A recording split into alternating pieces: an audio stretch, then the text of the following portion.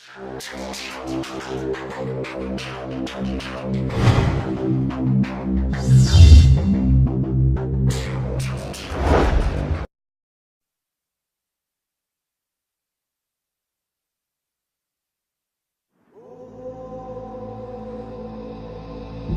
is one of the most mysterious places on Earth.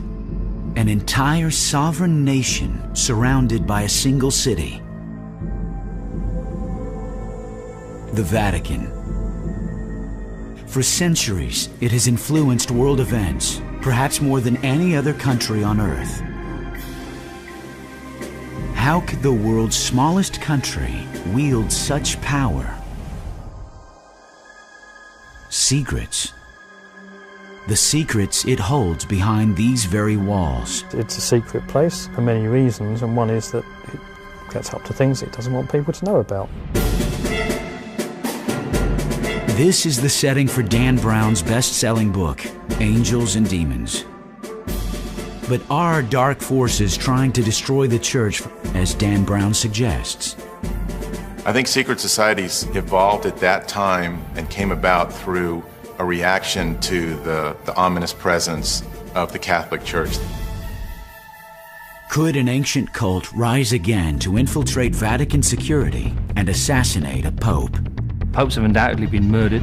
Could this same secret society be planning to take over world governments? The agenda of all secret societies is to rule the masses so that the masses become slaves, fodder, malleable, useful, eliminatable laboratory animals. And does this, the dollar bill, hold the secret to a new world order? We have New World Order right here on our dollar bills, and yet most people are unaware of this.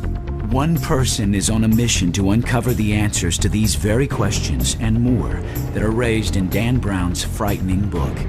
Simon Cox, along with other noted experts, are about to tell us what's fact, what's fiction, and what has yet to be revealed.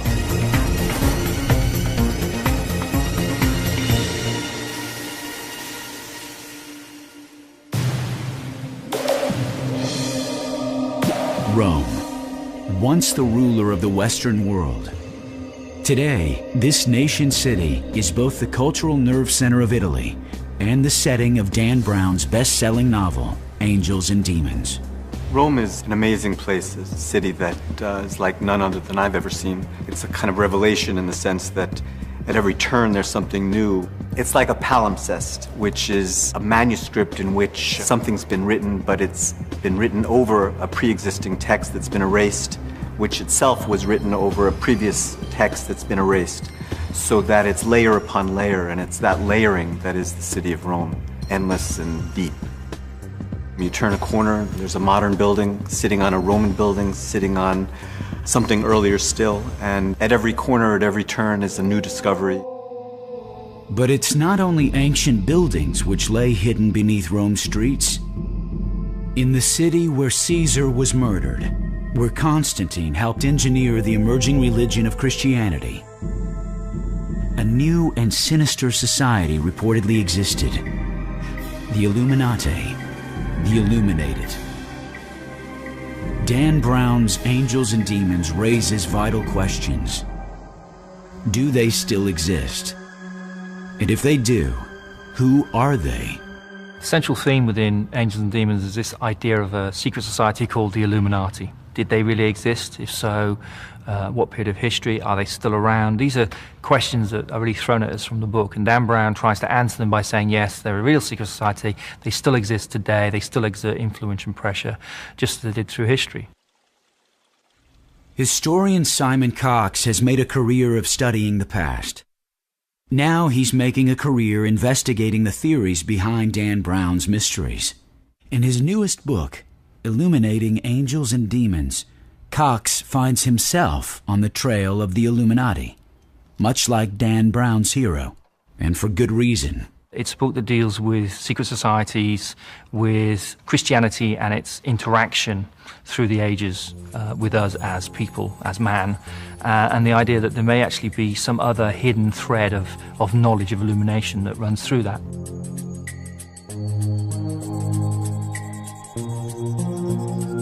In the novel, a secret society known as the Illuminati sets out to destroy the Vatican and alter the course of world events.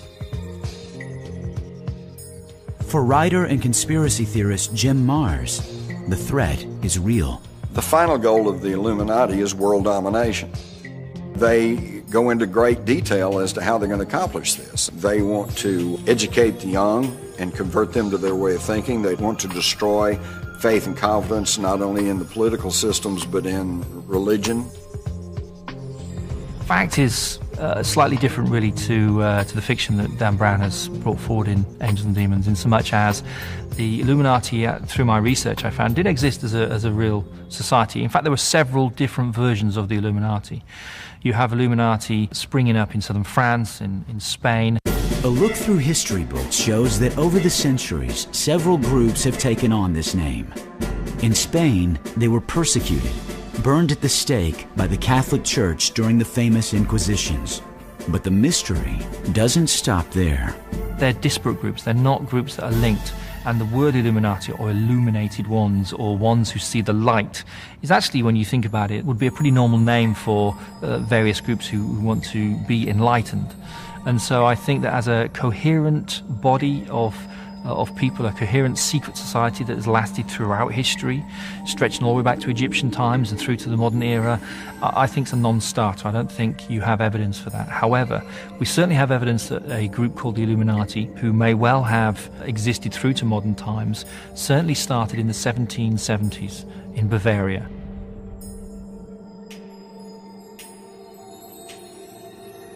The Illuminati was a secret society supposedly formed in the spring of 1776 by Adam Weishaupt, who had been trained by the Jesuits.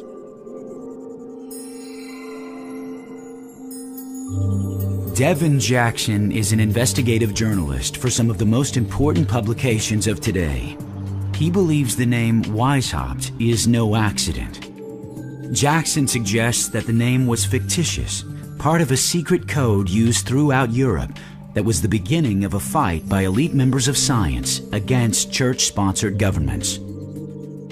Even more, Jackson believes the Illuminati may have started long before Adam Weishaupt took on the name. The question raised, however, is why would such a battle even exist? The Illuminati came into existence around the time of Galileo because of having this need to explore further and questioning things. And it was in an age of science was burgeoning and kind of busting out, literally almost, out of the confines of the Catholic Church. And so you had all these people like Galileo and up into the 18th and 19th century when exploration and this need for finding out things, how things worked in nature or in the universe, they just really had that need to find that out. I think in earlier centuries the church probably was anti-science because they feared a conflict between their dogma and scientific knowledge. Did Dan Brown have it right? Could the Illuminati still exist? Could they be trying to destroy world governments? In his investigation, Simon Cox believes the beginning of that answer lies in the very title of Dan Brown's book. A title that may lead us directly to the Illuminati. The book Angels and Demons, I think, is titled so because what you have here in Dan Brown's estimation, I think, is the idea of the study of light and dark. And so you have this study in dualism. On the one side, we're not sure who the angels are. We're not sure whether the angels is the church or science, because this is a book about church versus science. On the other side, you have the demons. Are the demons science? Is it the church? We're unsure about this. And I think that's the reasoning behind the title. I think it's quite a clever title to use. Angels and Demons is a great title. It does sum up very well the duality of the book and the theme of angels that runs through it in the Bernini statues that form the clues that run throughout the book. In Angels and Demons, the Illuminati gather in secret meeting places throughout ancient Rome. Each location anchors a surreptitious trail that Dan Brown calls the Path of Illumination. And each location is filled with Bernini's masterpieces, which allegedly hold clues to this subversive path, including his most famous work, The Ecstasy of St. Teresa. Her hand allegedly points towards this path of illumination. Surprisingly, it forms a nearly perfect cross within the city of Rome. I think the path of illumination that Dan Brown highlights in his book is a real, it's something that has been used throughout history, although maybe not in the context that Brown is actually bringing it forward within Angels and Demons. The idea behind neophytes, behind initiates actually walking a path, metaphorical or real, is something that we do find symbolically throughout history.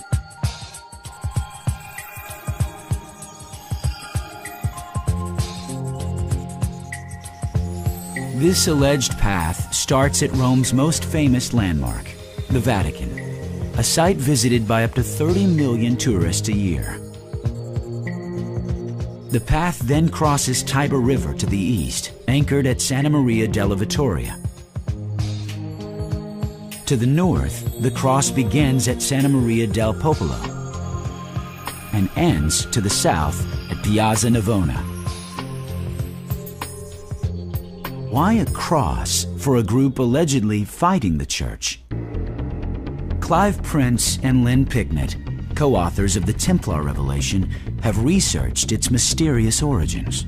Every religious, spiritual, esoteric discipline will talk about a metaphorical path of illumination. Whether this exists in the sense of the Illuminati, a group somewhere, have their own views on this, and you have to be initiated into it and do certain things, perhaps horrible, to receive illumination, is open to question.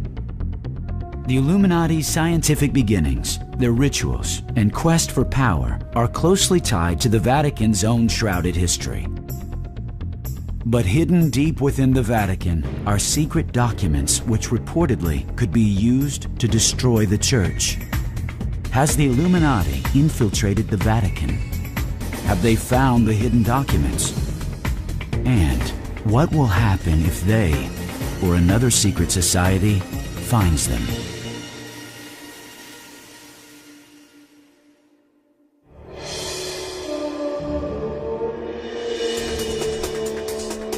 The Roman Church obviously is among the richest, most powerful institutions on the earth and has been for many centuries. And that's simply because if you go back to the time of the Middle Ages, the church commanded everything. For over 1,000 years, the Vatican influenced world events while wielding vast control over both kingdoms and royalty. They told the kings what to do, they loaned money, they ran every facet of everyone's life. And today, of course, with the democracy, freedom springing up around the world, they have lost some of that power, but they are still a very formidable institution. One example of the power of the Roman Church is that in the 1980s, they were allowed to open an embassy in Washington, D.C., which is still there today. So we recognize the Vatican as a separate nation, a separate state, and we have diplomatic relations with it, even though to many people this flies in the face of our contention that we have separation of church and state. The Vatican's location is a key part of Roman Catholic history, one that goes to the core of its faith. According to Catholic and Vatican history, the bones of St. Peter are buried underneath the cupola of St. Peter's Basilica in Vatican City, Rome. But what if the Vatican is not built over the remains of St. Peter? What if something else is buried underneath its ancient floors? This, though, is open to debate, and it is a contentious issue. Many people suggesting they're not his bones at all. Many people suggesting that they're actually the bones of an animal. Since its founding by Constantine the Great, nearly 400 years after the death of Jesus, the Vatican has been dogged by accusations of conspiracies and cover-ups, rumors which have continued for centuries. Some of those secrets could undermine the very foundation of the Church.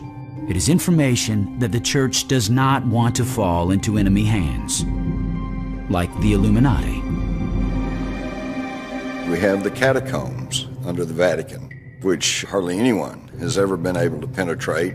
All kinds of wild stories circulate about that, up to and including the possibility that they have the mummified body of Jesus, that they have lots of ancient artifacts, lots of historical objects that could point to a more honest and true understanding of human origins.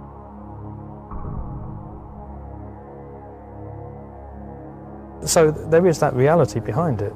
There is, it's a secret place. It is secret for many reasons, and one is that it gets up to things it doesn't want people to know about. The Church believes that St. Peter was given the authority by Christ to set up his church forever because St. Peter was the first person to see the risen Christ. This is a kind of article of faith of the Catholic Church. And all you have to do is read the New Testament to discover that it's wildly untrue. The first person to see the risen Christ was actually Mary Magdalene. In fact, it's not even true that Peter was the first male disciple to see the risen Jesus. The first male disciple was John the Beloved. So what's going on there then? For centuries, questions such as these could not be raised in large parts of the world without fear of persecution. It goes to the heart of the Church. Was St. Peter really the one chosen to start the Church? Is the Vatican the true resting place of his body? Early scientists were some of the first to question. With other religions growing in popularity, the Church had a lot at stake. And the Catholic Church just took this position that we have to be the one faith. We can't have anybody else believing in these other gods or polytheism or some other type of God. It's got to be the Catholic Church or nothing. The Catholic Church took this position, I think, in its first maybe 400 years of existence, that they, at that time when there were also these other faiths competing for people's souls, and so to speak, that they wanted to be the one church that would dominate over all the other faiths that were out there. Adding to the controversy is the Vatican's enormous financial wealth, and more importantly, how it was achieved. I think the Vatican is secretive about its finances because of the controversy over how much money flows into the church. They don't want to detail how much money they have, how much money they're worth. In fact, it's really amazing, but I have found in my work as a journalist in this country that even local bishops, local priests, they only know their picture, their small piece of the puzzle. They do not have entree to general accounting numbers as to how much money or where it goes or who's getting it or anything else. The Vatican has always been a very secretive place. There's even, well within living memory, there have been sort of great financial scandals involving the Vatican Bank and things like that. This enormous collection of wealth has had one other unintentional consequence: making the job of Pope one of the most dangerous in the world.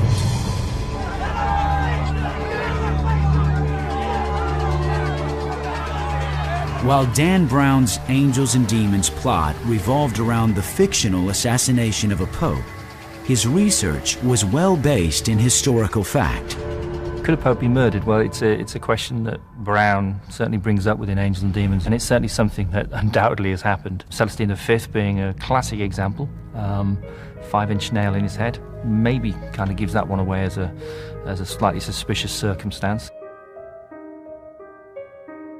Stephen Ostro, a professor of art history, has researched the early centuries of the Vatican, uncovering a legacy of persecution and violence. The early popes were almost to a one martyred because they represented a tradition, a faith that was contrary to the Roman law. So if you go into St. Peter's, for example, all the piers of the main nave are adorned with portraits of the early popes, each and every one of whom was martyred for his faith. So popes have long been killed because they are not just religious but also political figures. And so, yes, there's been intrigue, yes, popes have been poisoned, murdered, martyred. But I think in the modern era, let's just say since the 17th century, it hasn't been quite so bad as it was in the early days. The battles of the early church were over power, world domination, the same goal as other secret societies. Scary times are good times for the church. The agenda of all secret societies that have a negative impact is to rule the masses.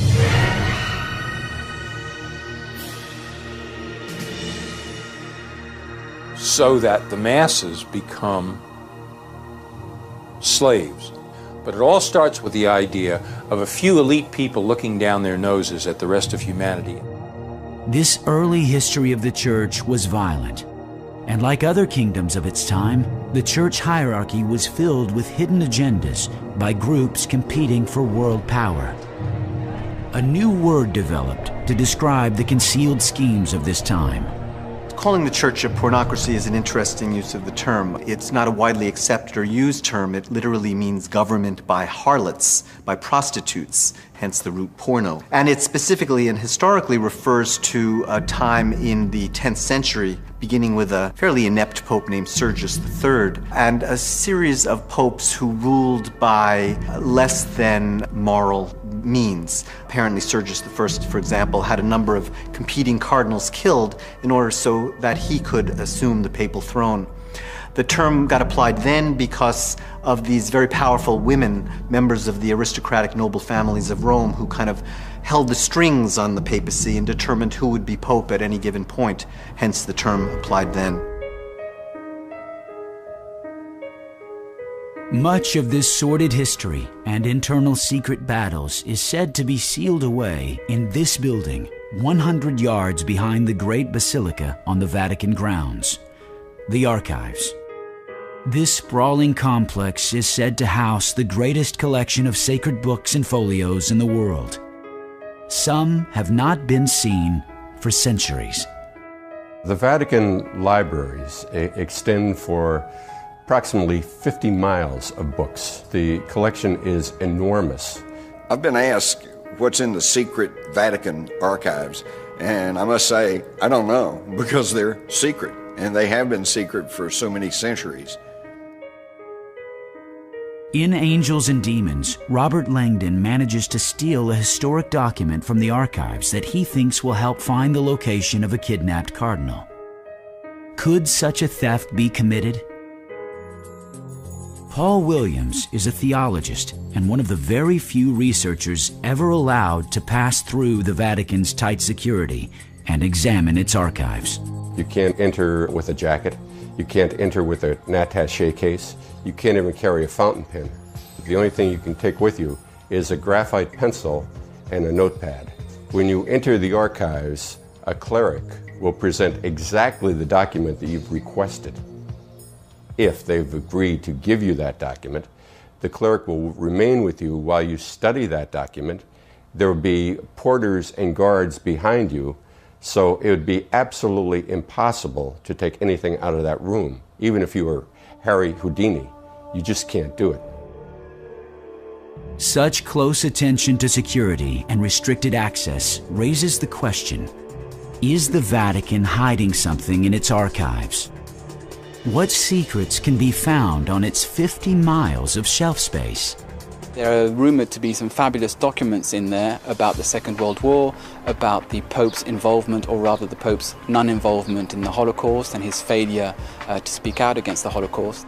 Of course, there must be truly secret Vatican archives because the Church, dozens and dozens of other Gospels, for example, that weren't included in the New Testament, that has stuff in them that would seriously undermine the Church if people knew about it.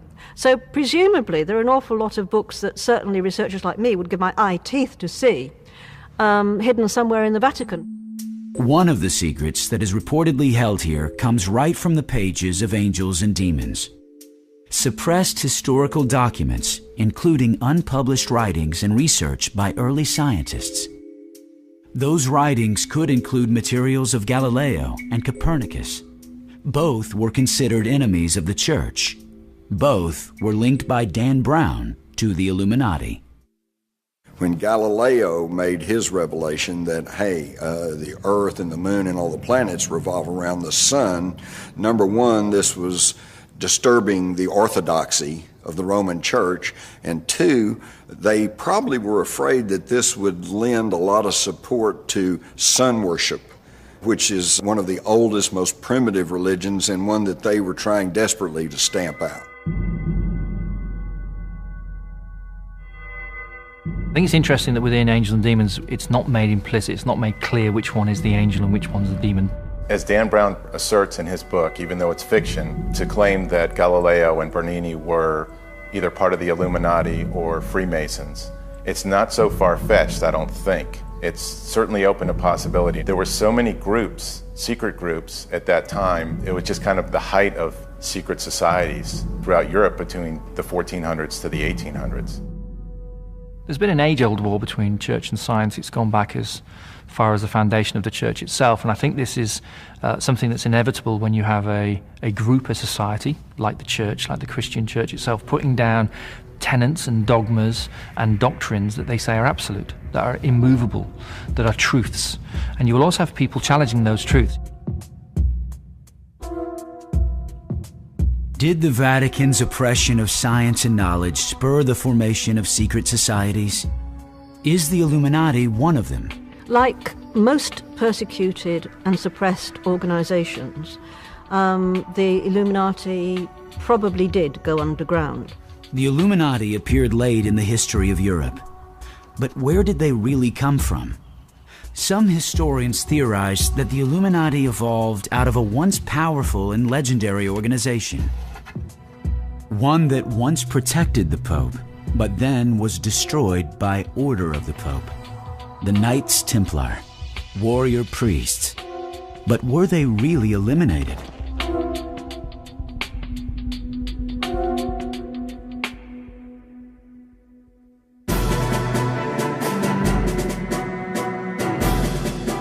The Knights Templar started out as the Order of the Poor Knights of the Temple of Solomon.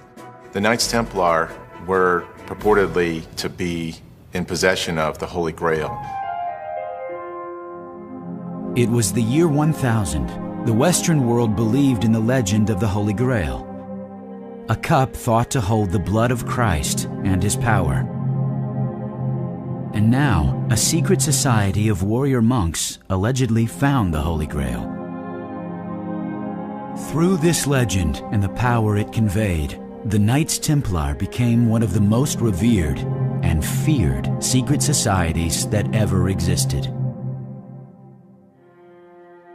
Authors Stephen Ostrow and Devin Jackson, who have dedicated years of research into the Knights Templar, describe them as early defenders of the Vatican who eventually became its biggest threat. They were ostensibly serving to free the roads for pilgrims to go to Jerusalem. They took up residence in the Temple of Solomon. They lived in the stables of the Temples of Solomon, and for about 8 years they conducted an excavation.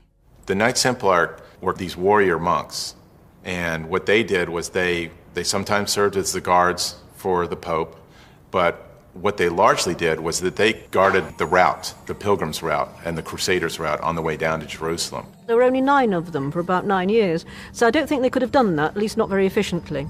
They quite clearly had another agenda. They did seem to be looking for something in the Holy Land. They were very into secret knowledge. Even though they took a vow of poverty, the knights began accumulating more wealth than many rulers of the day. Land, money, shipping. The knights began to finance monarchies as well as the Vatican. The Knights Templar eventually became kind of a Templar Incorporated. They started the first branch banking, which means you could deposit your gold and silver in England and expect to take it out when you go to Jerusalem, so you wouldn't have to carry it along the highways. So they became the biggest property owner in Europe. At the same time, they owned the biggest fleet. Their vast wealth and influence made the Templars fearless and intimidating. They bowed to no king or leader, and soon, not even the Pope. Their wealth, however, might not have been their biggest threat.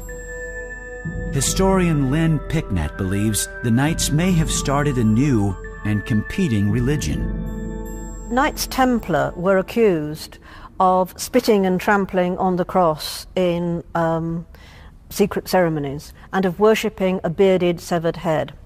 And they certainly had a great reverence for John the Baptist, overtly. And what was the significance of this? We discovered that the Knights Templar, when they're in the Middle East, met a group that was known as the Church of John of the East. And it was a group called the Mandeans, who originated around Judea, Egypt, 2,000 years ago. And they were John the Baptist's followers. The Knights might have been following a cult, sometimes called Johnites. But it's what Picknett says next that might have doomed the fearless Knights. They rant and rave against Jesus, who they say was a false prophet, who was a schismatic from John's religion, and certainly it does seem, I mean, modern scholars have found out that it's very likely that Jesus was actually a follower, started off as a follower of John the Baptist. Whatever the reason, the Templars soon grew more secretive, holding surreptitious meetings in hidden locations, much like Dan Brown's Path of Illumination. A growing allegiance to John the Baptist, along with their wealth and power, made the Knights the greatest threat the Vatican had ever seen. The Knights Templar refused to acknowledge superiority of anybody. They were becoming amazingly arrogant. They existed for about 2 centuries as an incredibly powerful, in every sense, order. And then they met with a very kind of sudden, abrupt and rather nasty end at the beginning of the 14th century when first the King of France and then the Pope turned on them. Eventually the Templar Order became so big that they started to arouse the jealousy of the French king and also the ire of the population. They became regarded in Sir Walter Scott's term as haughty as a Templar, meaning that they just were so proud they could do anything they want, and so this aroused the people to be against them. Question's been debated ever since exactly what the motivation for closing this order down was. The standard reason that's given is that the King of France simply wanted their money. The reasons they were given at the time for them being suppressed was that they were the heretics and blasphemers. On October 12, 1307, the Knights Templar saw the end coming. Historians are convinced that they managed to spirit away their vast riches and collected treasure just ahead of the advancing armies of the King of France. These wagon trains full of treasure were brought to the harbor of La Rochelle, and from there they were loaded on 17 Templar ships, which basically disappeared from history. The next day, Friday the 13th, armies of French soldiers arrested all the Templars at every temple that they could find. And then killed them at the stake. Many were burned alive. To this day, some 700 years later, many people still fear Friday the 13th. But by 1307, when the last Grand Knight of the Templars was burned, the purge was complete. King Philip of France now had the funds to launch his war against King Edward I of England. But was the purge successful? Historical authorities like Jim Marrs think otherwise. It wasn't very effective because the Knights Templars had plenty of warning that this was going to happen. In fact, they only rounded up a handful of them. Most of them had fled or had simply changed clothes and blended themselves into the general population. From here, the mystery deepens. What happened to the surviving Knights Templar with their immense treasure and contempt for the Church? Did their descendants become the Illuminati?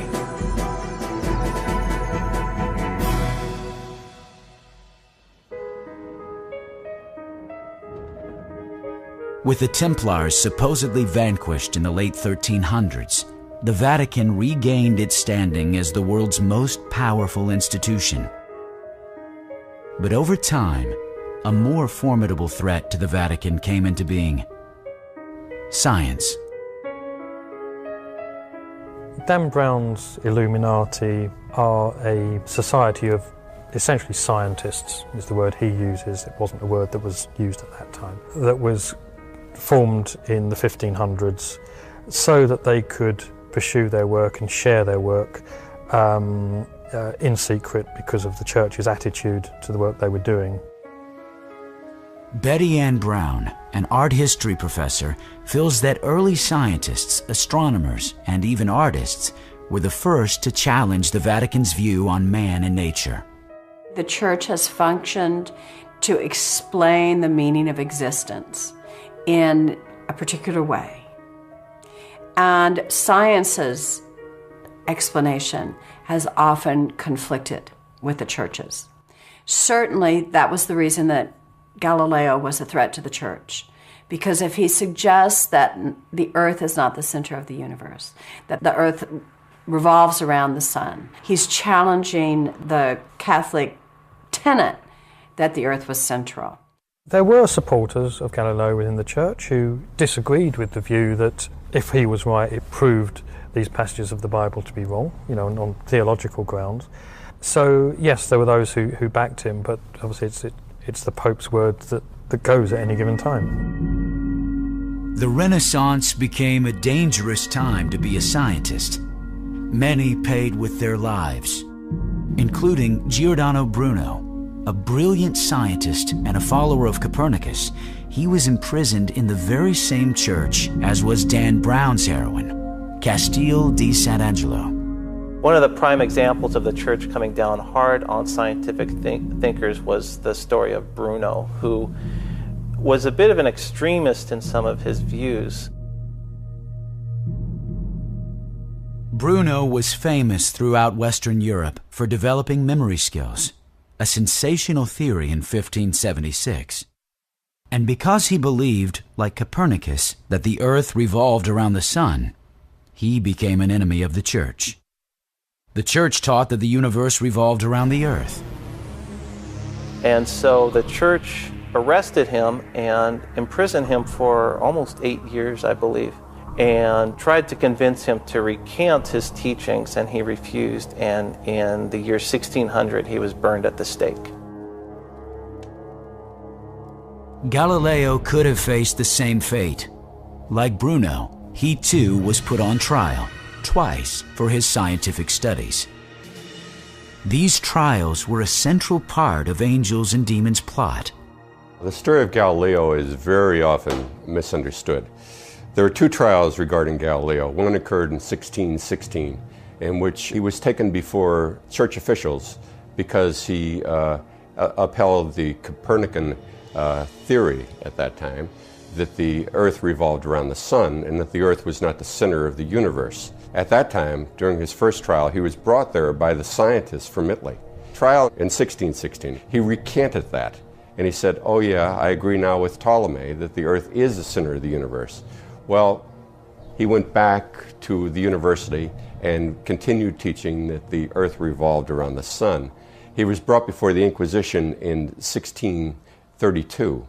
The trial was held in 1633. There's a common conception that Galileo was beaten to his knees and forced to recant and thrown into a dungeon and starved. All these things are not true. Galileo was, at the time of his trial, was living in the Villa Medici. He was living in the lap of luxury. As soon as he recanted in 1633, his sentence of a term in prison was nullified by the Pope, and the Pope immediately gave him a pension to live on for the rest of his life, which he did, and a nice position. Did this persecution drive Galileo to join an underground movement? And as Dan Brown suggests, the Illuminati? Historian Clive Prince has the answer. Galileo couldn't have been a member of the Illuminati because it didn't exist in his day. As to whether he was a member of a similar society, there's no evidence either of his involvement in any kind of movement like that, or his inclination to be involved in anything like that. Still, many leading artists and scientists of the day began joining secret societies, like the Priori of Sion, familiar to readers of the Da Vinci Code. As far as I can tell, Leonardo da Vinci and Isaac Newton were both members of the Priori of Sion, but definitely with da Vinci, he was into a lot of strange stuff. He was kind of a polymath. And so it makes sense that he would be into that, and he was very much into, in terms of his paintings and his drawings, there was a lot of stuff that's people still don't know exactly what it means, and it probably points to maybe his membership in this or some other group of, secret people. Well, in Angels and Demons, the idea behind much of this is that you look at people like Bernini, the sculptor, and Raphael, and Dan Brown postulates or puts forward this idea that they may have been members of this secret organization, the Illuminati. My research has shown that that is undoubtedly not the case. People like Bernini and Raphael were God-fearing folk. They were kind of coming around at that period of the age of reason and enlightenment, and when a lot of scientists such as Galileo were pursuing knowledge that was outside the purview of the Catholic Church and using rationality and scientific method to get at what they saw as deeper, larger, grander truths. Those larger, grander truths were sought after by more than just Renaissance scientists. This is a war that's been going on for a long time for control of the planet. How do you fight such a war?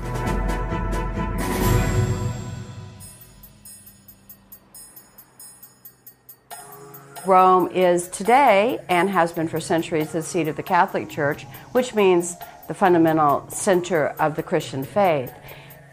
It is a mixture of many other sources from Egypt, from Africa, and from all over the planet. Symbols from other ancient lands cover the city of Rome. It's one reason Dan Brown set Angels and Demons there. Another is its massive treasure of artwork.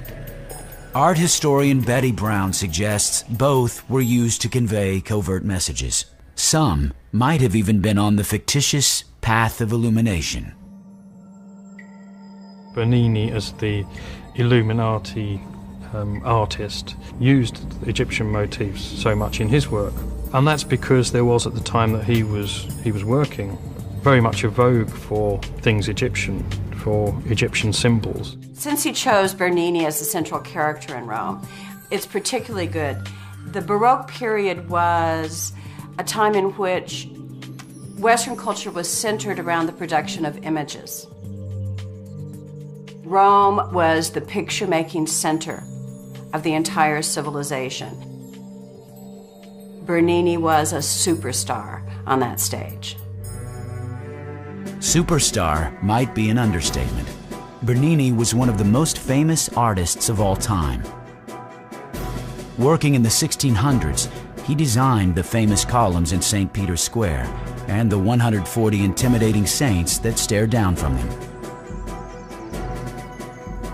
Bernini as an artist may well have actually embedded within much of his artwork certain symbols and ideas that the church would have seen as kind of in opposition to their standpoint at the time. But I think that just like Raphael, Bernini's markers or symbols themselves were really just talking about these new scientific ideas, the ideas of Copernicus and Galileo, and incorporating them within the artwork. The Church of Santa Maria del Popolo is a site, like many churches in Rome, that has a deep history.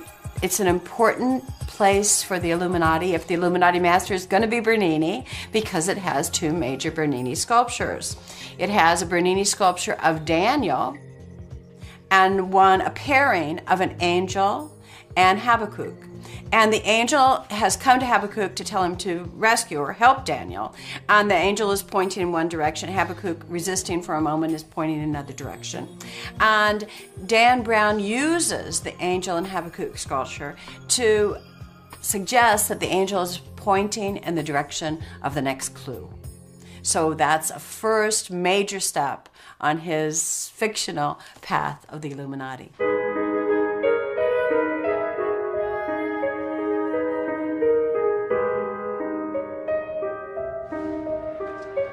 Another location on Dan Brown's path of illumination? Bernini's Four Rivers Fountain. It's the southwestern tip of the path's cross over the Tiber River.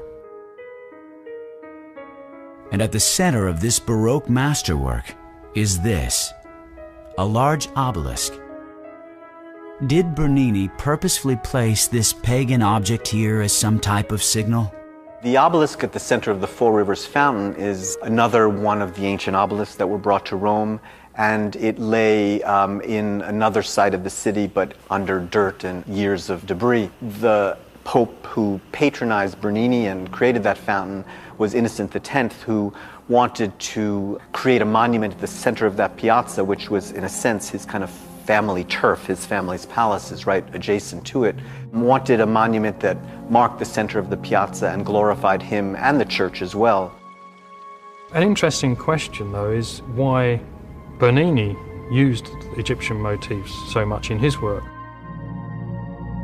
It's a question that has intrigued conspiracy theorists for centuries. In the Fountain of the Four Rivers, each of the human figures represents a river, and so it's accompanied by symbols designating which river that is. Those are the more overt symbols, but Bernini could have hidden all manner of other little tricks in there had he chosen to do so. But it isn't the fountain that has most historians perplexed. It's this sculpture, often considered Bernini's masterpiece. And it's right on the eastern end of Dan Brown's Path of Illumination. It hardly seems like an accident. The Ecstasy of St. Teresa is one of Bernini's most extraordinary works. The sculptural group is the centerpiece of an entire ensemble, a chapel that Bernini designed for the Cornaro family, a wealthy Venetian family. And it illustrates or gives form to one of the most remarkable passages in her writings that describes one of her many encounters with the divine. It's the tip of the arrow that allegedly holds an Illuminati clue: fire, one of the four elements. The Illuminati were early scientists. Earth, wind, fire, and water were the elements with which they worked. And in Dan Brown's book, each was used to kill a cardinal. Did the Illuminati truly use their most important symbols for such a frightening means? Teresa of Avila is a fabulous woman from Christian history. Santa Teresa reformed the Carmelite order, allowing women who weren't incredibly privileged to enter the convent by basically working their way through rather than coming in with such an immense dowry that it would pay for their room and board for their entire lives. She traveled all over Spain founding the convents, and during her life had several visionary experiences. St. Teresa of Avila was in many ways the poster child of the Catholic Reformation, and her experience, her ecstasy, there was this new emphasis on having an emotional experience of piety, an emotional experience of God and of Jesus. This artist outlived 8 popes, 8 benefactors. This allowed Bernini to create much of the most valued artwork throughout the Vatican, including the famous St. Peter's Square.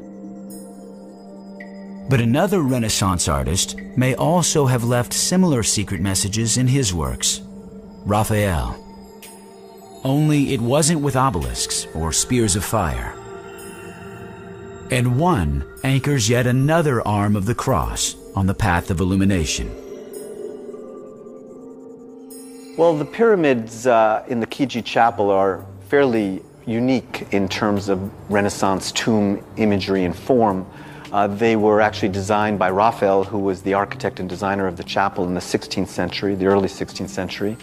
And they were very much meant to evoke the grandeur of ancient Rome and earlier civilizations still. When Raphael designed those tombs, he was very much thinking about the symbolic meaning of the pyramid, going back to Egyptian and ancient Roman culture. And in its form, it embodied kind of perfection on the one hand, and on the other, the idea of salvation and eternity. Dan Brown appropriated this site for the Illuminati as yet another clue: the element of earth. Does this make Raphael a conspirator? I think it's highly possible that any of these incredible creative geniuses could have been a member of a secret society. Certainly could have been true for Raphael, Certainly could have been true for Bernini. And I think that Bernini and Raphael and many of the artists at the time would have been seen in modern terms as reformers. They still relied fundamentally upon the church. They were still God-fearing folk. They would have seen these ideas, the very idea of a secret society, as anathema, but they were reformers and they wanted to bring forward some of these new scientific ideas. And I think that's what Dan Brown is really getting at with a lot of his work within Angels and Demons. While Bernini and Raphael lived long before the Illuminati were known, other symbols on the path of illumination may have true connections to secret societies.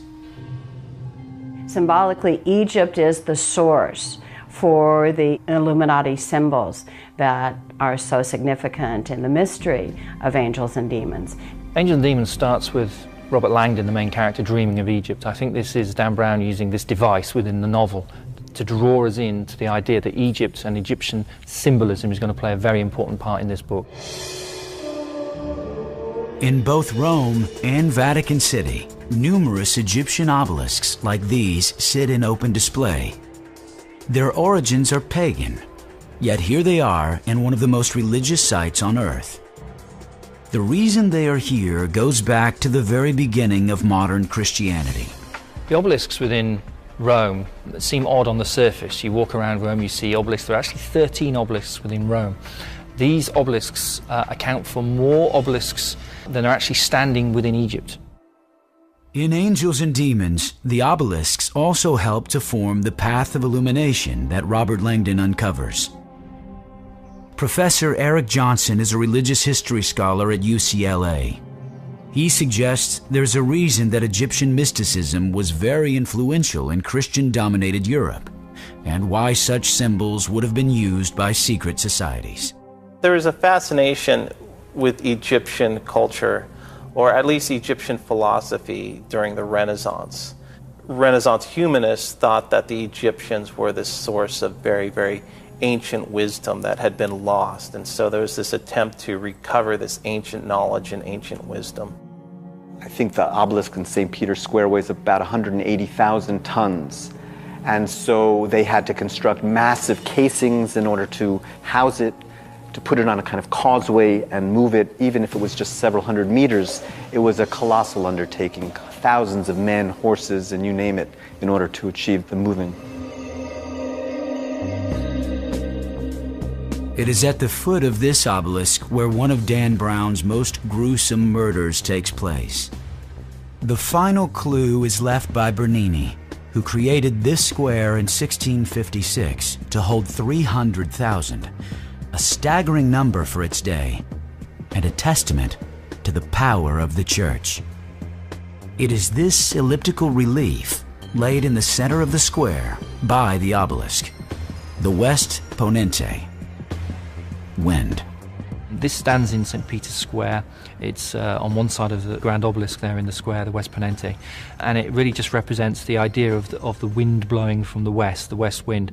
There are certain Christian symbolic references here that you could make and you could put into that. What Dan Brown had in his book about the Illuminati, what makes them a little bit more on the edge, a darker edge of things, is the fact that a lot of their symbology and the way they went about things and some of their so-called rituals, they borrowed a lot of their symbology and that kind of stuff from Egyptians, from Babylonians, which everybody was doing that at the time.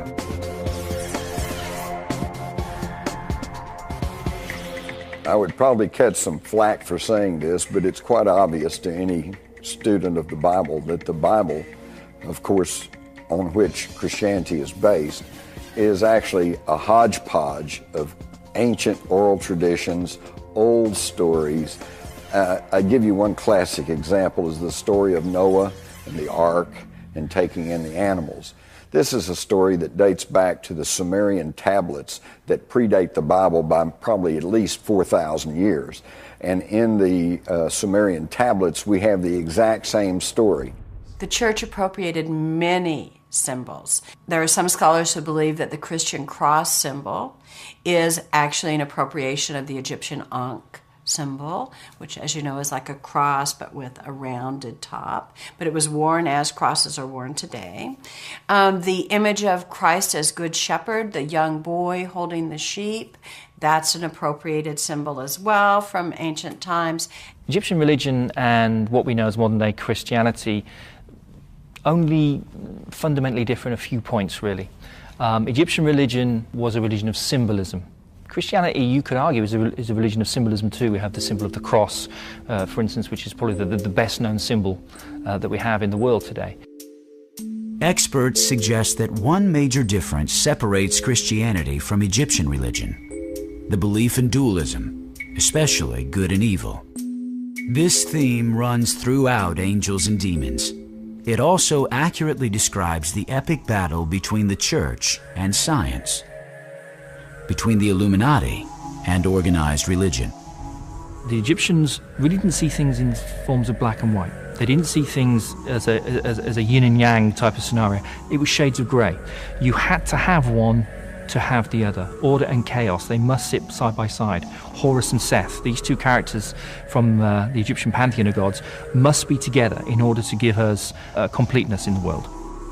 But the Christian idea is that you have the good God and you have the devil, and that, one is ultimately totally good and one is totally bad. Well, even Set, the ancient Egyptian god, wasn't totally bad. He had his place in the pantheon of gods and a place in the welfare of men, even representing that part of men and women and representing the balance. The Egyptians were very big on balance, whereas Christianity isn't.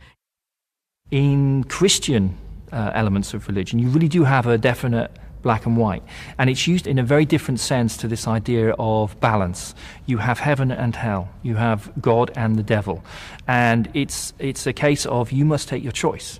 You must pick, are you with us or against us? And it's this element to Christianity that really is one of the most fundamental differences to the earlier Egyptian religious iconography. So this is another way in which Rome transformed itself into a sacred center for the entire empire, and so all the gods that were venerated in the empire were venerated in that temple. Later on, after Christianity becomes legalized and then later becomes the official religion of the Roman Empire, it was normal for a lot of these old pagan temples to be reconverted to become Christian.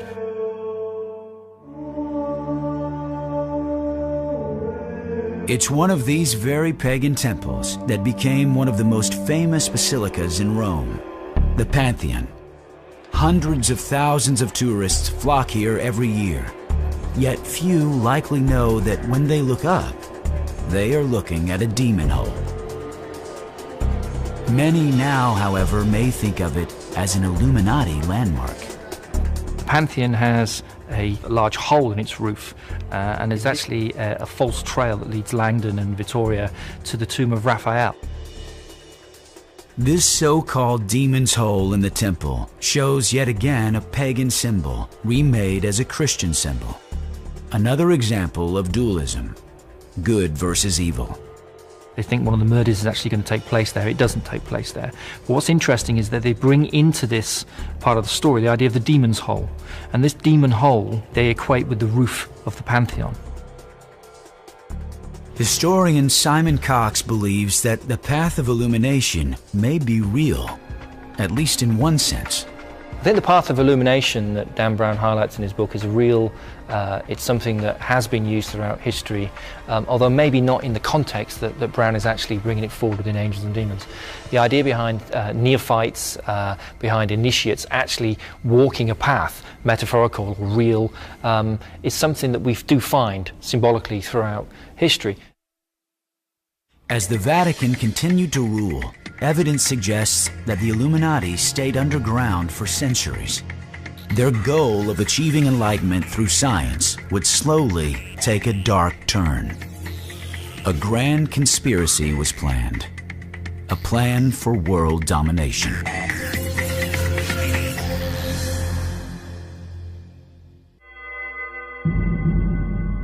Well, we've all heard that knowledge is power.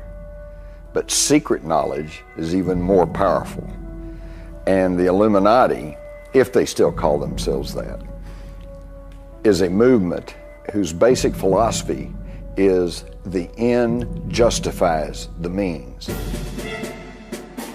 Conspiracy theorists have concluded that the modern-day Illuminati are a powerful entity in the world today, even if they no longer carry the name. They will do anything to further their agenda. Kill, maim, destroy, lie, cheat, steal, whatever. And this is quite effective because they will pose as anything. They're liberals, they're conservatives, they're fascists, they're communists, they're Democrats, they're Republicans. They're anything that will further their agenda, and this makes for a very, very powerful and effective secret conspiracy. Theorists like Jim Marrs and Paul Williams suggest that the Illuminati's call to arms came with the formation of the most controversial secret society of the last 300 years. The Freemasons, an ancient sect of builders and stonecutters that may date back to Egypt. Freemason was actually a half French, half Anglo term, and it just meant somebody that was free, or frere as in brother, and a mason, which was actually in the building arts. Later on, when they could not be Templars anymore, these masons banded together, and they weren't just masons, they were anybody in the building arts. They would form lodges, and so if a brother mason came from another lodge into your town, you would be responsible to help give him shelter, give him food, and if possible, give him a job to do. Others, like investigative journalist John Rappaport, believe that the Knights Templar never were destroyed. They simply went underground for centuries. But now, Rappaport suggests, the Knights have finally re-emerged and possibly infiltrated the Freemasons. Freemasons, to me, evolved out of the Knights Templar. Knights Templar were partially destroyed by edict of the Pope and the King of France, fled the scene, reformed themselves as a kind of secret society called the Masons, put their Templar past behind them publicly so that no one hopefully would discover that this was a reformulation. When the Knights Templars came back from the Holy Land with all of their newfound wealth and knowledge, they proceeded to work closely with primitive but existing stonemason guilds. And these were stonemasons who would clump together to form a kind of a union and then collectively work to build cathedrals and churches. And so it was the stonemason guilds that were the genesis of the Freemasonry. But the Freemasons as an organization has survived for an incredibly long time, given that even though they didn't set themselves up in direct opposition to the church had a huge fear of that Gnostic-based belief that you could attain this knowledge on your own. Like the Templars before them, the Freemasons became an enemy of the Vatican, who views them as a threat to its sovereignty. Freemasonry has been the target of 17 separate degrees by the Church. It is outlawed by the Church, and members that of the Catholic Church that become Freemasons are subject to excommunication. You cannot be a Catholic and a Mason. From the time of its inception, Freemasonry remained anathema to the Catholic Church. In the United States, it is believed that the Freemasons became established as early as the Revolutionary War. More importantly, author Jim Marrs and others believe they quickly became political players in the fledgling government. According to the Masons themselves, they played a very, very big role. The Boston Tea Party reportedly took place by members of a Masonic lodge who completed their lodge meeting and then went out and dressed up as Indians and dumped the tea into the Boston Harbor. The number of America's founding fathers who were also Freemasons might be a startling fact to many. In the United States during colonial times, Freemasonry was the grease of the economy, that in many cities you had to become a Mason in order to do business. Benjamin Franklin understood that when he went to Philadelphia, that by becoming a Freemason, his newspaper and his printing press would get jobs from the city. John Hancock knew that in Boston, where about a third of the people depended on him for their income, he could trust people if they were Masons, so he would not give a job to someone that wasn't a Mason. George Washington was actually told in a letter by his brother, if he wants to get surveying jobs, to become a Mason, and that would facilitate him getting those jobs. And of the 57 some odd signers of the Declaration of Independence, at least 50 of them were known to be Masons. So there's really not much question that the Masons played a very prominent role in the founding of America. Perhaps it was coincidence, but the founding of the Illuminati in Bavaria appears to come full circle with the founding of America. Did the Illuminati find a sympathetic secret society in the newly formed United States? The Illuminati were founded in a kind of a banner year of 1776. That's their date, and May 1st, no less, kind of International Communism May Day. And they were called the Bearers of Light, Illuminati, from illumination. You kind of find this knowledge about yourself or information through the light. There have in fact been several Illuminati groups. The best known one is the Bavarian Illuminati group, and it's best known because its ideals of liberty, equality, and fraternity, if that sounds familiar, they became fundamental to the Enlightenment that appealed to the founding fathers of this country. With Freemasonry firmly established in both the United States and Europe, the Illuminati reportedly began to secretly expand their power base by infiltrating Masonic lodges. But in 1782, at the Wilhelmsbad Convention, the Illuminati rolled themselves into the Knights Templars and into their creation, the Freemasonry.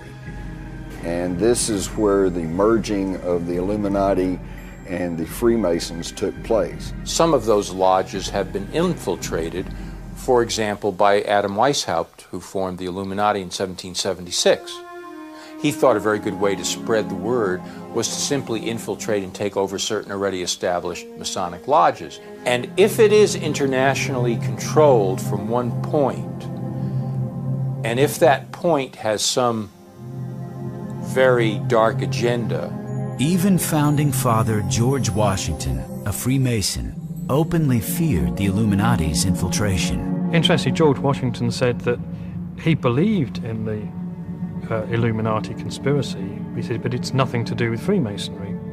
Although he distanced Freemasonry from it, he himself actually believed in this Illuminati conspiracy. A small group of people would have to run Paradise to make sure that it is maintained. The idea was, we'll present this concept of the abolition of private property. That will be our front. There's a lot of people that would love that as a dream because they feel that that would create true equality. But these utopian ideals masked a drive for complete control of world events. Could that drive lead them to take over the United States?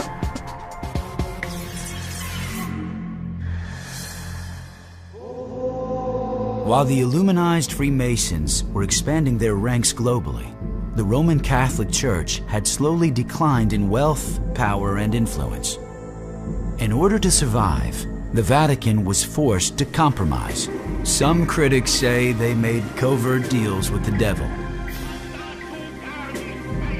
Others believe it might have resurrected assassinations of modern-day popes. Well, first with the Lateran Treaty of Mussolini, and then to a reported secret concord between Hitler and the Vatican. There were accommodations made prior to World War II between the fascists and the church. That basically it was kind of, we'll leave you alone if you'll leave us alone. That's why there were no prominent outcry against the atrocities of Hitler and the Nazis by the church. This alleged secret infiltration of the Vatican by outside powers may have saved them from ruin. However, some say it also made them a co-conspirator in the genocide that was to follow. Pope Pius XI signed the Concordat with Hitler and the Concordat with Mussolini. He had promoted these two fascist regimes. Toward the end of his pontificate, he lived to recant these views. He knew that he was wrong, He saw the herding of the Jewish populations throughout Germany and Poland into ghettos, the creation of concentration camps, the persecution of Catholic clerics throughout Germany. By 1939, Pope Pius XI could no longer abide by the clandestine agreement he had made with Italian dictator Mussolini. He decided to separate the church from the fascists. It would be the last decision he ever made.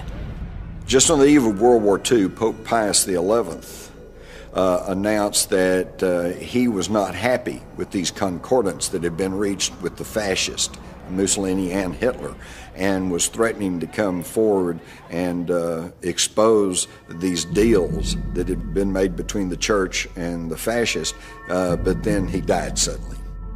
The sudden death of Pius XI killed the plan to break the Vatican's alliance with the fascists.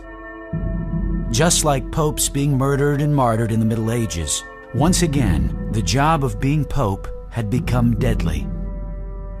Scholars today still raise disturbing questions about the Pope's death. As soon as he died, the papal chamber was entered by two people, just two. One was Cardinal Pacelli, who later became Pope Pius XII, who was the engineer of the Concordat with Hitler. The second was the Vatican physician. Cardinal Pacelli and the Vatican physician immediately ordered Pius XI's body to be embalmed. The Church had never allowed this practice before. Also, the Vatican did not allow an autopsy to be performed, raising further suspicions. Pius XI's death remains a mystery to this day. There is reason to believe that Italian fascists poisoned him. But of course, as with most conspiracies, you keep them covered up not through absolute covering up of facts, but through obfuscation. There's so much claim and counterclaim and controversy that most people just finally get tired of it and turn away. This was not the last time in recent history that secrets, cover-ups, even deaths would scandalize the Church. On May 5th, 1998, Italians woke to shocking headlines. Sangue in Vaticano. Violence had erupted within the Vatican, one of the most secret and protected cities on earth. Someone had been murdered within its walls. On May 4th, 1998, a nun made her way through the barracks of the Swiss Guard in the Vatican and discovered the bodies of the commander of the Swiss Guard, Alois Estermann, his wife Gladys, and a young Lance Corporal, Cedric Tournay. The Vatican, a few hours later, said that the young Lance Corporal had shot the commander and his wife before turning the gun on himself. What was behind this horrific crime? Had the fortress of the Vatican been infiltrated? Was it part of a larger plot to overthrow the Church? Dan Brown couldn't have written the ensuing cover-up better. It was only 4 hours after the bodies were discovered that the Vatican announced that, according to its official version, the Lance Corporal had killed the commander and his wife and then killed himself in a fit of madness. We weren't told what the basis for this conclusion was. The terse nature of the Vatican statement about the Swiss Guard murders only inflamed the story more. Basically, the Italian newspapers had no idea what to make of all this, and all they had to go on were a few lines from the Vatican. So, of course, that's where the question started. What appeared on the surface as a bizarre crime in one of the most protected secret societies on Earth may have been more political than previously known. Now, Cedric Tournay was made out to be a madman, an alcoholic, a drug addict by the Vatican, but the truth is that he was actually quite a typical Swiss Guard. He was dedicated to the Pope, he swore to sacrifice his life if necessary for the Pope, and he wanted to act as a bodyguard for the Pope. And all these expectations that he harbored in him were, of course, turned out to be illusions. But in another twist, investigative journalist Devin Jackson finds a possible link between the Swiss Guard, this elite army sworn to protect the Pope and Church, and a secret society from the past, the Knights Templar. The very knights who once guarded the Pope were destroyed by the Pope. Did this investigation expose the resurgence of this secret society? It's a case that never has been solved. And like their predecessors, the Knights Templar, the Swiss Guard are tightly keeping their secrets. Despite the huge pressure for a public investigation and the public wanting to find out more about the cause of the murders, the Vatican battened down its hatches completely. It refused an offer of help from the Italian Interior Ministry. It refused offers of help from other Italian crime experts. The morning following the murders, all the Swiss Guards were gathered together by the chaplain and they were made to swear silence on the affair, on anything they knew about the protagonists involved. While the murders cast a more scrutinizing light on the Swiss Guards, their undying dedication to the Pope is beyond dispute. In many ways, they are just as secretive as the Vatican. The Swiss Guard is a secretive institution like any department inside the Vatican. The officers, the men of the Swiss Guard, have to swear an oath of loyalty to the Church, and it's inculcated into them that includes defending the interests of the Church at all times. Though Dan Brown depicts the Swiss Guards as a sophisticated private army in Angels and Demons, experts tell a different story. It's fair to characterize the Swiss Guard as a tourist attraction, a paper tiger, rather than a crack fighting force. Because of their tangible connection with the Vatican, some even suspect that papal foes, like Knights Templar, infiltrated the Swiss Guards centuries ago. When the Knights Templars took off their tunics and rolled themselves into the general population, it stands to reason that they would insinuate themselves into positions of power, to include the Swiss Guards around the Vatican, to include the secret societies. They probably infiltrated many walks of life. The Vatican has always been rumored to have a secret service, but it's not an intelligence system as we know it in other Western countries. It's basically a network of information, a prodigious network of information, because it's based on priests in Italy, but of course all over the world, and all sorts of religious institutions who bring in a flow of information to the Vatican. But there are some blind spots, and one of them is terrorism, and that's why the Vatican have to rely on information from people like the CIA, the French Secret Service, or even the Italian Secret Service. My key conclusion after watching and talking to the Swiss Guards is that they're not equipped to protect the Pope. The biggest threat to the Vatican, though, may not be from terrorists. Have secret societies infiltrated the Church itself? Some believe that they have, and that there is a money trail leading to more murders at the Vatican. Perhaps even of another pope. It would be most instructive if everyone was to study the P2 scandal in Italy back during the administration of Ronald Reagan back in the 80s. P2 stands for Propaganda Dua, which is the name of a Masonic lodge in Italy. They said they were financed through Illuminized Freemasons in Switzerland, known as the Gnomes of Zurich. It was a heck of a story, and it was big news in Europe, but over in America, we barely got to hear much of anything about it. The Propaganda Dua had close business relations with the Vatican Bank, which was headed by Chicago-born Archbishop Thomas Marcinkus. Eventually, several high-ranking cardinals and bishops became members of the Masonic-led P2. But here we have it in the 1960s, a secret Masonic organization that became incredibly powerful, with tentacles throughout the world, and you had over 121 Catholic hierarchs. I'm talking about archbishops, bishops, cardinals, members of the society. By 1978, the newly appointed Pope John Paul I became aware of the Vatican's relationship with P2. He began an investigation, but he would not live to see it completed. Did the trail from the Knights Templar to the Illuminati and finally to the Masons somehow lead to John Paul's premature death? Historian Clive Prince believes it could have been an inside job.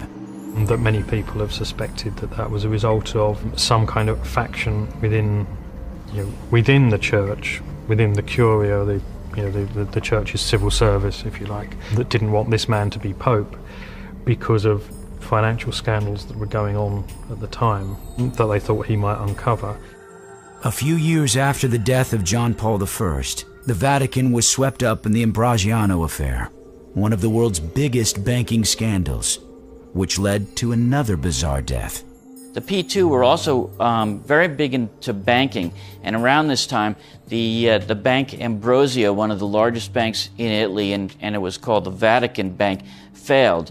The head of the bank was a person named Roberto Calvi, who was found hanging from the Blackfriars Bridge in London with stones in his pocket, kind of symbolic of a Masonic assassination rather than a simple hanging. A Masonic rule says that a traitor should be dangled before the rising tide, which he was, and a traitor should be assassinated with the marks of Masonry, the group that he had betrayed, ergo the 5 bricks within his pockets. While the assassination of a pope is fiction in Angels and Demons, the world watched in horror as a real assassination attempt of Pope John Paul was broadcast live on television. Even today, the question remains, was it a lone gunman, or was there a larger plot? The assassination attempt against Pope John Paul II in May 1981 in St. Peter's Square is the only murder attempt in recent times. He was surrounded by Vatican security officials, including senior officers of the Swiss Guard. The attempted assassination of John Paul II back in 1981, that it wasn't another case of a lone gunman, this guy Ali Akka, who was a Muslim, that it involved both the KGB through some weird, still shady Bulgarian connection. Did Pope John Paul II's strong stance against communism incite the plot to assassinate him? Was his attacker part of an ancient secret society called the Assassins, which have been linked to the Knights Templar? Ronald Reagan and John Paul II set up this agreement where they were in a battle. It was kind of toward the end of the Cold War, so they wanted to get rid of communism. And the liberation theologists, which were all in South America and Central America at that time, at the height of their controversial rise, Reagan said, if you help me defeat communism, I'll do what I can to kind of keep the liberation theology movement, down there and allow you to keep more control over those people. It's documented that Reagan and John Paul II, as the head of the Vatican, were going to try and do what they could to stamp out communism. So naturally, the Soviet Union felt threatened enough to perhaps use this Bulgarian connection to off the Pope. If there was a conspiracy to kill John Paul II, the Vatican's perpetual secrecy effectively killed the investigation into the case. We have the case just after the attempted murder of Pope John Paul II in 1981, when the Italian authorities trying to find out information from the church about what they might have known about the run-up to that attempted assassination. But there, the church refused to give any information to the magistrates, so much so that one Italian public prosecutor accused the Vatican of placing a tombstone on his inquiry. But it wasn't just the Vatican that was threatened. Reportedly, the Illuminati had infiltrated the Freemasons. And across the ocean, in a prosperous America, the Freemasons were surprisingly aggressive at infiltrating the government of the United States, eventually reaching its highest levels. To the question which presidents were Mason, it's more which presidents were not Masons. People up to George Bush and Delano Roosevelt, Harry Truman, Reagan. It's just a laundry list. Just about every president has been a Freemason. It's just funny to think of who the Freemasons have been or are, like the astronaut Buzz Aldrin or John Wayne or Bob Hope or W.C. Fields.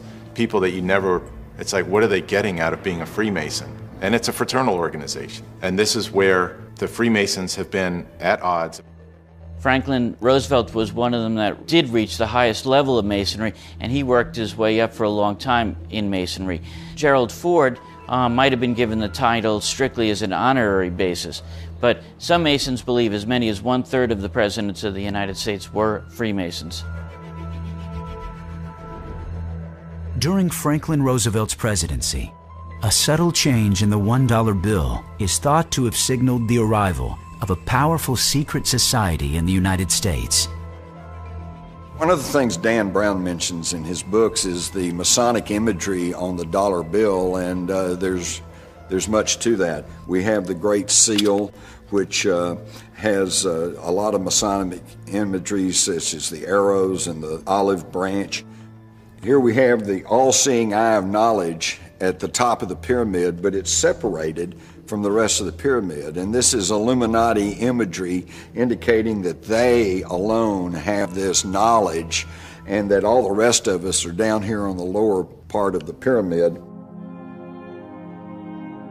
Treasury Secretary Henry Wallace, who according to Simon Cox was a Freemason, added Masonic symbols to the Great Seal of the United States. He also added these frightening words. The term Novus Ordo Seclorum actually means the New World Order. Masonry calls this god the Great Architect. So, in other words, we have New World Order right here on our dollar bills, and yet most people are unaware of this. The dollar bill might be just the beginning of evidence that the long trail of the Knights Templar to the Illuminati and now to the Freemasons has infiltrated the government of the world's largest free nation. The Washington Monument is an obelisk. It's in the form of an Egyptian structure that basically has the same meaning. It was originally for the god Osiris, but it's just a sign of any god and the power of that god. The whole layout of Washington, D.C. is done to a sacred architecture. The Capitol building, the White House, and the Washington Monument are the three most important pieces there. The most startling evidence of Illuminati influence is with the Bilderberg Commission, arguably one of the most powerful groups in the world who many suspect of controlling the world's economy and even its governments. The Bilderbergers came along in 1954, I think. They were founded by another Freemason, this guy Prince Bernard, who was part of this Merovingian dynasty, as he claims, also affiliated with the Nazis. They used to meet in this hotel in the Netherlands called the Hotel Bilderberg. So they just started calling them the Bilderbergers. At one of their later meetings, David Rockefeller, who a lot of people see him as this huge kind of master puppet, kind of pulling the strings of world leaders, he proposed the idea at a Bilderberger meeting that we should have a commission, which later came to be called the Trilateral Commission, which is, coincidentally, there are three parts of the pyramid. The purpose of the Bilderberg Group was a united Europe. Started with a common market. You now have the European Union that is desperately trying to get its member nations to ratify a constitution that will mean that the already top-heavy governments of these individual countries in Europe will now be run by a super top-heavy organization called the European Union. Bureaucrats will run all of Europe. There will be no borders. The rule of the few over the many. There's a great deal of secrecy, especially with the Bilderbergers. There's a great deal of privacy of what goes on within the Council on Foreign Relations and the Trilateral Commission. And the fact that they want to try and shape the world as they see it, that's what is best for the world, and we know how to do that. That's what leads to lumping them in with the New World Order, the pyramid, the eye in the pyramid, lumping them in with Masonic traditions. The Vatican is saved at the end of Angels and Demons. But does the fight between science and the church continue today? I've been asked in the struggle between the Illuminati and the church, who's winning? And it's hard to say because this is a sub rosa conflict. You don't read about it in your newspapers or your news magazines, and you don't see it on television. But stepping back and taking the long view, I think you find that the influence of the church is waning, and there is growing chaos in the political field and growing control in the corporate field. So I would have to say the Illuminati seem to be ahead at this point. They've always fought against science, and even though it's 400, 500 years late, they finally just got around to absolving Galileo of claiming that the sun was the center of the universe. They would still kill Galileo today or chain him up. They would still burn Giordano Bruno at the stake as they did if they could get away with it. They just know they can't get away with it. They have to do this by other means. That is the hope. That is the plan. That is the strategy, to support situations in which chaos will reign. Does the Illuminati still wield power in secret societies? Are they still fighting for a new world order? This is a war that's been going on for a long time for control of the planet. How do you fight such a war? And in the end, who will win?